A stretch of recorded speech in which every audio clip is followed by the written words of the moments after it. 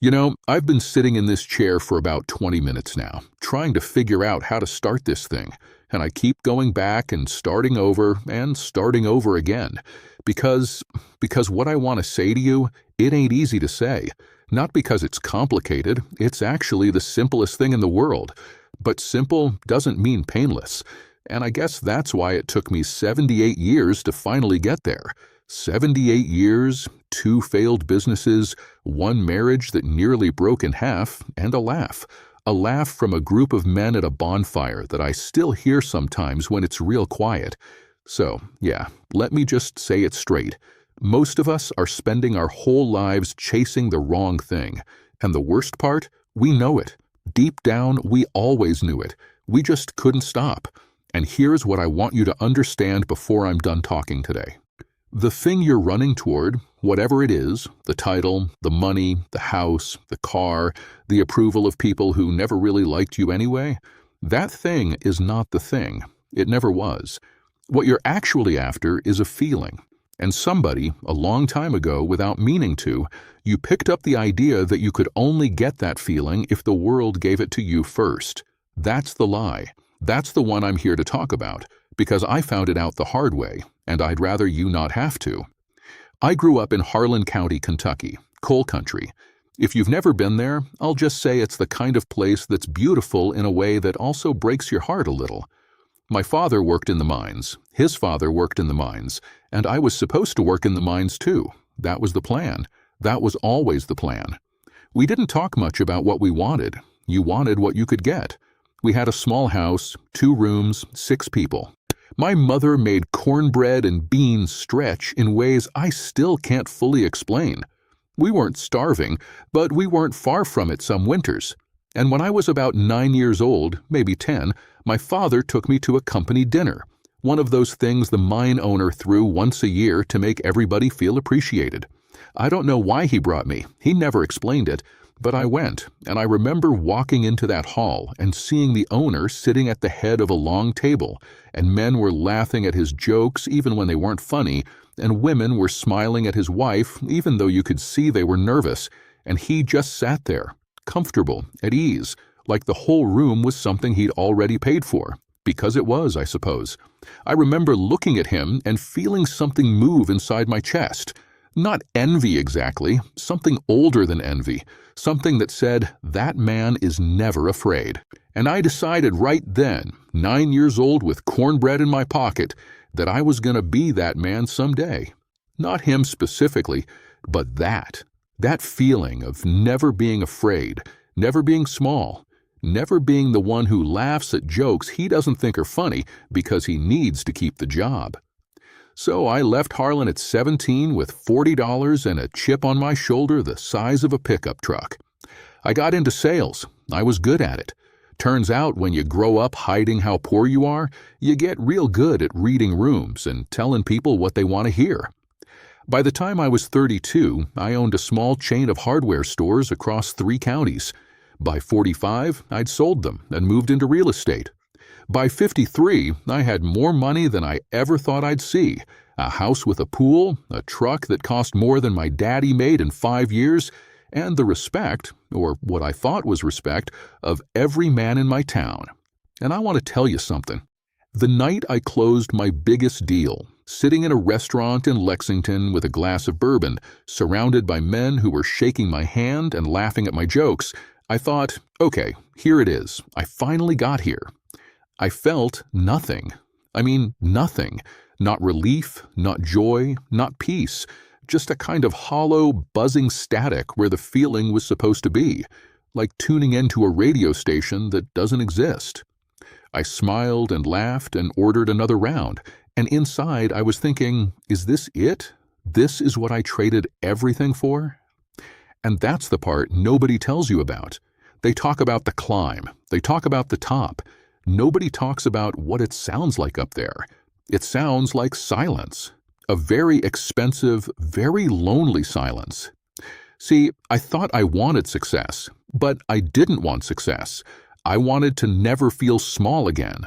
I wanted to feel safe. I wanted the internal certainty that I was enough, that I had value, that I couldn't be dismissed. I thought if I got big enough on the outside, those feelings would just naturally fill up on the inside, like water rising in a bucket. That's not how it works, not even close. Because here's the thing I finally understood, and Lord, it took me long enough. That 9-year-old boy in Harlan County who decided he was going to stop being afraid, he was looking for something real. That need was real.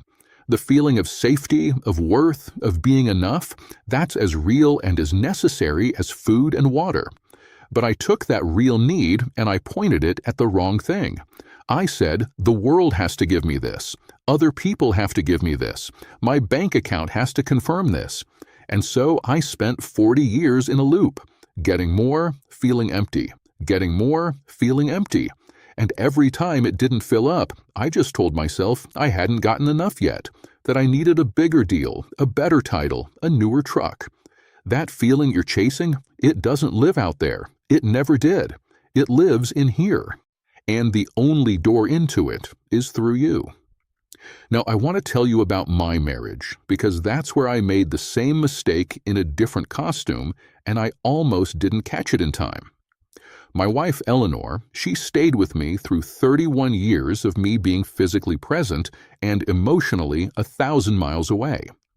She used to say, and she said it gentle, not mean, she used to say, "Harold, I feel like I'm married to a project, not a person."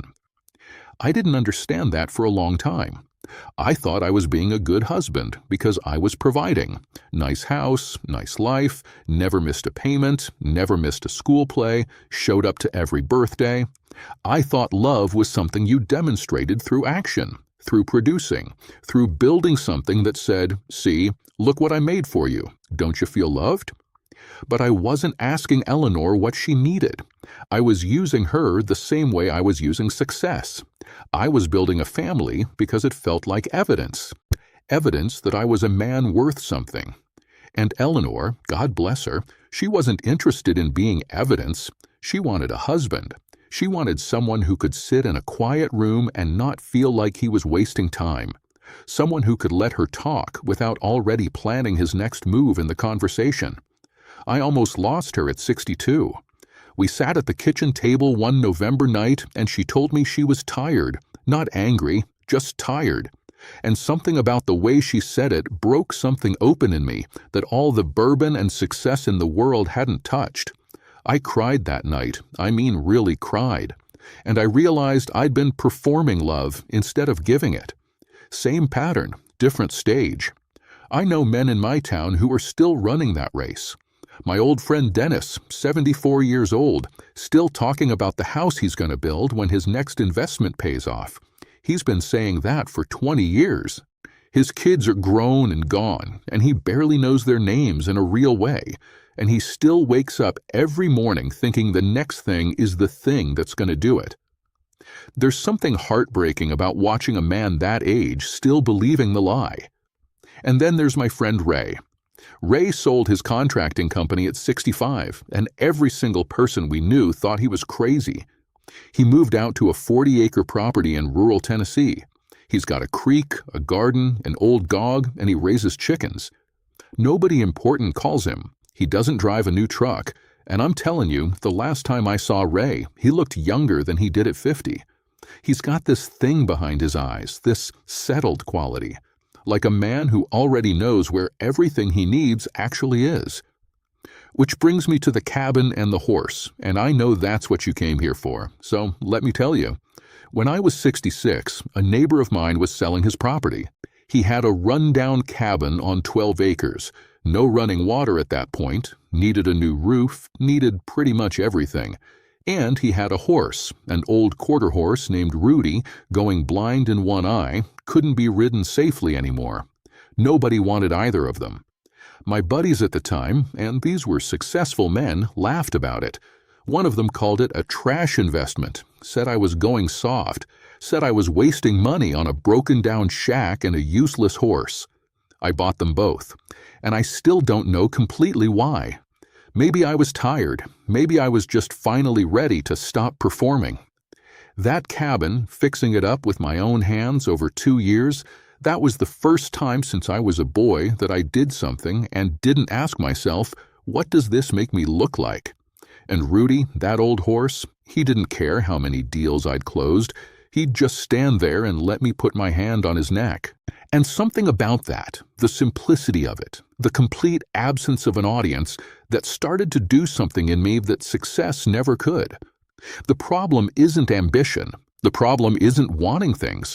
The problem is a case of mistaken identity.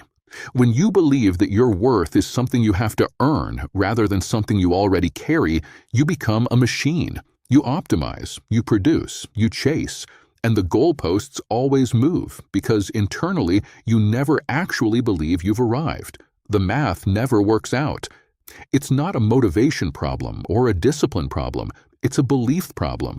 You believe you are not yet enough, and so no amount of external proof can permanently contradict it.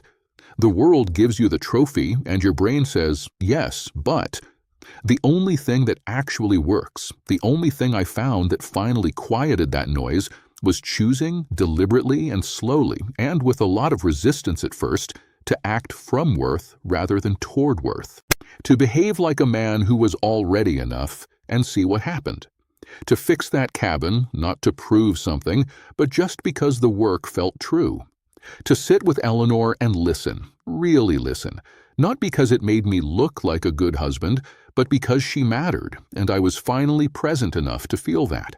It didn't happen overnight. It took years. And there are still mornings I wake up with that old hunger in my chest. But I know it now for what it is. I know it's a boy from Harlan County looking for safety in the wrong zip code. So here's what I want to leave you with. If you're running, ask yourself what you're really running toward. Not the surface answer, the real one. What feeling are you chasing? Because that feeling, you don't have to earn it. You don't have to build to it. It's not waiting at the finish line. It was there at the starting line. It's been there your whole life, waiting for you to stop long enough to find it. That's what the cabin taught me. That's what Rudy taught me, that old half-blind horse who didn't give a damn about my portfolio. The people who laughed, some of them are still laughing, still chasing, still certain the next thing will be the thing. I hope they find it, I genuinely do, but I'm not waiting on them anymore. If something in what I said today lands on you, if you recognize yourself somewhere in this story, I want you to do one thing right now.